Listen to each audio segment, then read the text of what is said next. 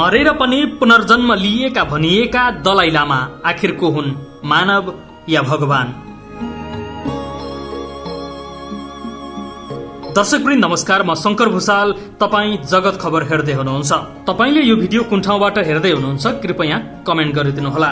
तपाईँ हामी सबैलाई थाहा छ, विश्वमा विभिन्न धर्म मान्ने मानिसहरू बसोबास गर्ने गर्दछन्। यस्तै कति धर्महरूमा त सबैले आफ्नो एकजना गुरु मानेका हुन्छन्। आज हामीले तपाईहरूलाई एउटा यस्तो लिडर जसलाई विभिन्न मानिसहरूले भगवान समेत मान्ने गर्दछन्, यसै गरी बौद्ध धर्मका गुरु भनेर पछिल्लो समय दलाई लामाको बारेमा रहेका रोचक तथ्यहरू आज प्रस्तुत गर्नेछौं। दलाई लामा यो नाम सायद सबैले राम्रैसँग सुन्नु भएको छ होला। यो नाम कसै व्यक्तिको पर्सनल नाम भने होइन, यो त बौद्ध धर्म मान्ने मानिसहरू मध्ये एकजनालाई दिइने उपाधि हो। यो उपाधि विभिन्न देशका बौद्ध धर्म मान्ने व्यक्ति मध्ये केही संख्यामा हुने गर्दछ। दलाई लामाले बौद्ध धर्मको मान्यतामा रहेर शान्ति र सच्चा धर्मको प्रचार गर्ने गर्दछन्। त्यसैले यी व्यक्ति एउटा नभई विभिन्न ठाउँमा फरक फरक हुने गर्दछन्। आउनु सुरु गरौं आजको यो रोचक अनि रमाइलो भिडियो। दलाई लामा एउटा बौद्ध धर्म मान्ने व्यक्तिहरूलाई दिइने उपाधि हो। दलाई लामाले कडा मेहनत र शान्तिपूर्ण रूपमा धर्मको पालना गर्ने गर्छन्। लामा बन्नका लागि यति सजिलो भने छैन, किनकि लामा बन्नका लागि 12 वर्ष कडा मेहनत गर्नुपर्ने हुन्छ। त्यसैले त एक लामा जसले ज्ञान प्राप्त गर्दछ उसले त्यो ज्ञानलाई विश्वभर बाँड्ने गर्छ अनि मानिसहरूलाई शान्तिसँग जिन्दगी जिउन सिकाउने गर्दछ। दलाई लामा एउटा मंगोलियन शब्द हो जसको अर्थ हुन्छ ज्ञानको सागर। यदि हामीले बौद्ध धर्म मान्ने हो भने दलाई लामाको सीधा सम्बन्ध भगवान गौतम बुद्धसँग हुन्छ भन्ने गरिन्छ। आजसम्म बौद्ध धर्मका 13 जना दलाई लामा बनिसकेका छन्। अहिले जुन दलाई लामा छन् तिनी 14 नम्बरमा पर्ने दलाई लामा हुन्। बौद्ध धर्मका 14औं दलाई लामा यति बेला तिब्बतमा बसोबास गर्ने गर्दछन्। यिनी बचपनदेखि नै दत्तचित्त भएर बौद्ध धर्मलाई मान्ने गर्दथे। यिनी तिब्बतका गुरु अर्थात दलाई लामाको जन्म जुन 6, 1935 मा भएको थियो। उनी तिब्बतको एउटा किसानको घरमा जन्म लिएका थिए। उनी जन्मिनुभन्दा पहिले उनका बुबा धेरै नै बिरामी हुने गर्दथे। यिनी जन्मिएपछि उनको बुवालाई पनि बिस्तारै स्वास्थ्यमा सुधार हुँदै आयो।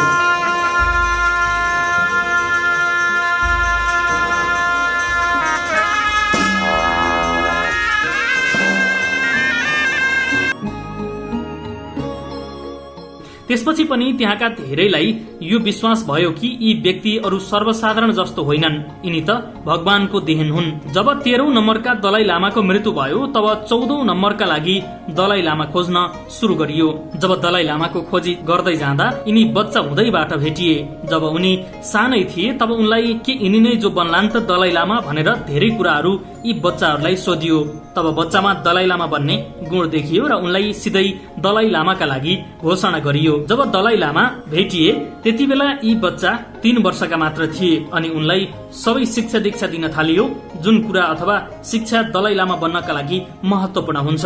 यसरी दलाई लामा बन्नका लागि धेरै कुराहरू गुमाउनु पर्यो र केही कुराहरूलाई थप्नु पर्यो। यस्तै उनले आफ्नो कपाल सधैँका लागि गुमाउनु पर्यो अनि उनको वास्तविक नाम परिवर्तन गरी दलाई लामा राखियो।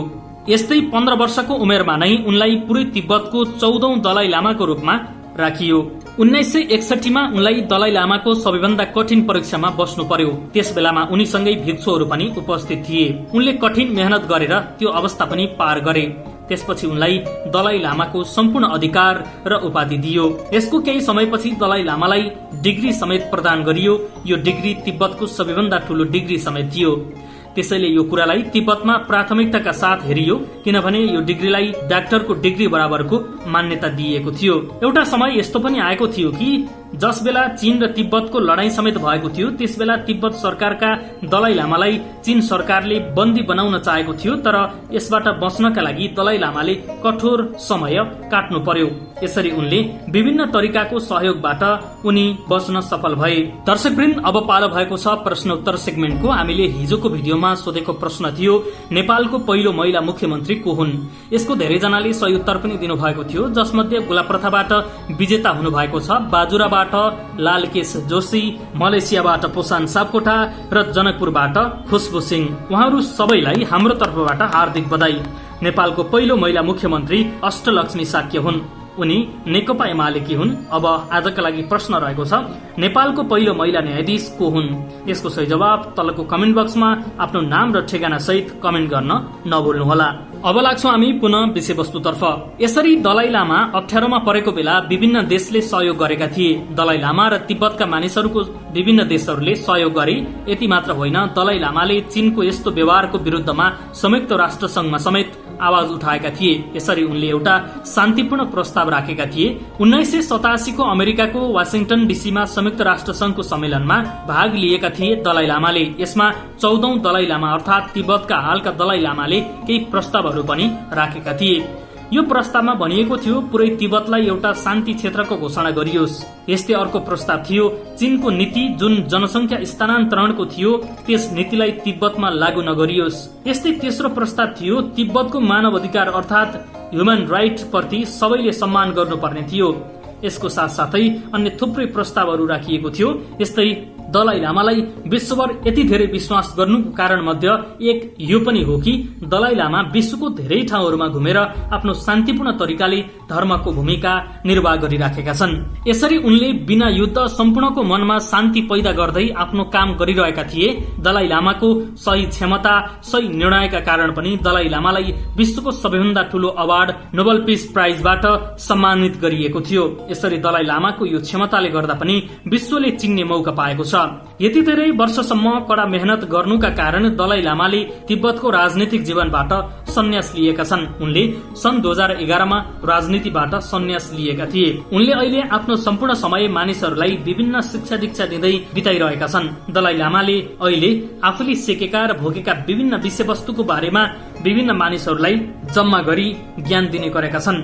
उनले कसैलाई पनि धर्मको नाममा भेदभाव गर्दैनन्। जुनसुकै धर्म मान्ने व्यक्ति भए तापनि उनले यदि कुनै व्यक्तिले सफल हुन र केही सिक्न चाहन्छ भने दलाई लामाले त्यो व्यक्तिलाई आफूले जानेको कुरा सिकाउने गर्दछन्। दर्शकवृन्द, तपाई हामीले बुझेको जुन 14 चोटि दलाई लामाले पुनर्जन्म लिए भन्ने कुरा थियो, यो कुरामा कुनै सत्यता भने छैन। 14औं चोटि दलाई लामाको उपाधि फरक फरक व्यक्तिहरूलाई दिएको थियो। यो होइन कि एउटै व्यक्ति 14 पटकसम्म पुनर्जन्म लिएर दलाई लामा बने। दर्शकवृन्द, आजलाई भिडियो यति नै। भिडियो कस्तो लाग्यो प्रतिक्रिया दिन नबिर्सनुहोला। आजको भिडियोबाट स्क्रिप्ट राइटर गोविन्द भुसाललाई धन्यवाद दिँदै म शंकर भुसाल पनि बिदा हुन्छु। नमस्कार।